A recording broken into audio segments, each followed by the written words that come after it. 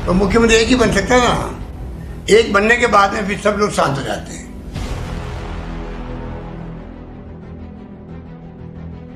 अब अगर हम गद्दारी करते हैं तो राजस्थान जनता उनको कभी माफ नहीं करेगी। नमस्कार, राजनीतिक खबरों के सबसे दिलचस्प ठिकाने में मैं रुपेश मिश्रा आप सभी का स्वागत करता हूं। राजस्थान का सियासी परिदृश्य हर वक्त बदल रहा है। इसी बीच एक बड़ी खबर सामने आ रही है कि क्या गहलोत ही पायलट को सिंधिया बनने पर मजबूर कर रहे हैं या फिर सचिन पायलट अपने मन से भाजपा में जाना चाहते हैं। इसी के साथ बड़ा सवाल ये भी है कि पायलट क्या भाजपा जाएंगे या नहीं। कितनी अलग है राजस्थान की सियासी परिस्थितियां मध्य प्रदेश से अलग। ज्योतिरादित्य सिंधिया की क्या मजबूरी थी, क्या सचिन पायलट भी उन्हीं मजबूरियों के दौर से गुजर रहे हैं। इन तमाम सवालों का जवाब जानने के लिए देखिए हमारी खास रिपोर्ट। मरुधरा की सियासी चहलकदमी अब दिल्ली की सुर्खियां बन चुकी है। इसी के साथ साथ पायलट गहलोत की सियासी वर्चस्व की चर्चाएं अब हर जुबां पर हैं। वहीं दूसरी ओर सियासत के विश्लेषक इस पूरे घटनाक्रम को एक अलग नजरिए से देख रहे हैं। सियासी पंडितों का कहना है कि मुख्यमंत्री गहलोत सोची समझी सियासी रणनीति के तहत पायलट को सिंधिया बनने पर मजबूर कर रहे हैं।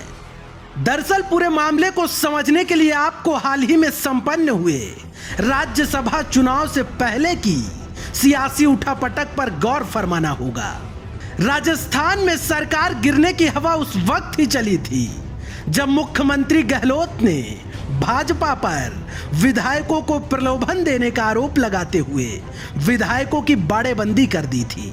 लेकिन आपको बता दें कि उस वक्त भी सचिन पायलट ने मीडिया में स्पष्ट तौर पर बयान दिया था कि भाजपा की ओर से प्रलोभन देने की उनको कोई जानकारी नहीं है। बहरहाल किसी तरह राज्यसभा चुनाव संपन्न हुए और गहलोत कामयाब रहे अपनी सियासी रणनीति को अंजाम तक पहुंचाने में। लेकिन 2 दिन पहले खरीद फरोख्त का जिन फिर बाहर निकल आया, तब जब एसओजी ने 2 विधायकों का जिक्र करते हुए बड़ा खुलासा कर दिया।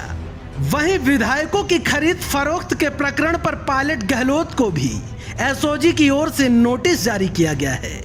लेकिन यहां पर बड़ा सवाल यह खड़ा हो रहा है कि इस उठापटक की असल वजह क्या है। आखिर क्यों पायलट इस पूरे सियासी घटनाक्रम से अभी तक दूरी बनाए हुए हैं। सवाल यह भी खड़ा हो रहा है कि क्या पायलट को सिंधिया बनने पर मजबूर किया जा रहा है।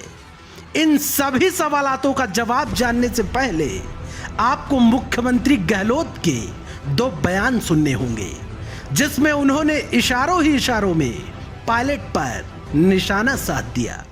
मुख्यमंत्री कौन नहीं बनना चाहता है? कौन नहीं बनना चाहता है? हमारे यहाँ 5-7 लोग होंगे जो मुख्यमंत्री के दावेदार भी होंगे, उनमें योग्यता भी होगी, उनमें टैलेंट भी होगा। होता है तो मुख्यमंत्री एक ही बन सकता है ना। एक बनने के बाद में फिर सब लोग शांत हो जाते हैं।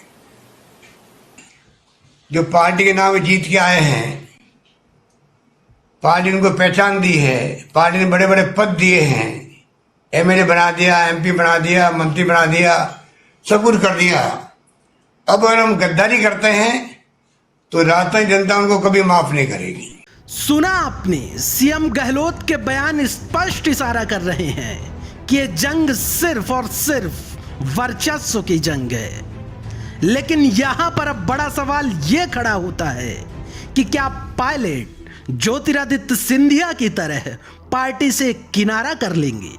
तो आपको बता दें कि मध्य प्रदेश में ज्योतिरादित्य सिंधिया की नाराजगी इस बात को लेकर थी कि उन्हें कोई अधिकार नहीं दिए गए थे, उन्हें कोई पद नहीं दिया गया था।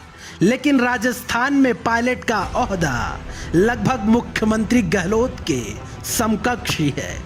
मध्य प्रदेश में कमलनाथ मुख्यमंत्री की कुर्सी के साथ साथ प्रदेश अध्यक्ष पद की कुर्सी पर भी विराजमान थे। लेकिन वहीं गहलोत ने सचिन पायलट को अपनी कैबिनेट में उप मुख्यमंत्री का ओहदा दे रखा है। साथ ही पायलट प्रदेश अध्यक्ष पद पर भी बने हुए हैं। अब आइए आपको बताते हैं कि आखिर क्यों गहलोत पायलट को ज्योतिरादित्य सिंधिया बनने पर मजबूर कर रहे हैं। दरअसल राजस्थान में पायलट डिप्टी सीएम के साथ साथ पीसीसी चीफ की कुर्सी पर अंगद की तरह लंबे अरसे से पैर जमाए बैठे हैं और गहलोत कैंप इस बात को कतई बर्दाश्त नहीं कर पा रहा है। गहलोत कैंप लगातार इस बात की मांग कर रहा है कि पीसीसी चीफ बदला जाए, लेकिन पायलट और पूरा कुनबा इस ओहदे को किसी कीमत पर नहीं छोड़ना चाहता, क्योंकि पीसीसी चीफ की कुर्सी अब पायलट की प्रतिष्ठा से जुड़ चुकी है। लिहाजा अगर आज पीसीसी चीफ की कुर्सी पर आती है तभी पायलट कोई बड़ा फैसला ले सकते हैं, अन्यथा नूरा कुश्ती का ये दौर बदस्तूर चलता ही रहेगा। Bureau report, the fact India. तो दोस्तों देखिए, आपने आज की हमारी खास रिपोर्ट।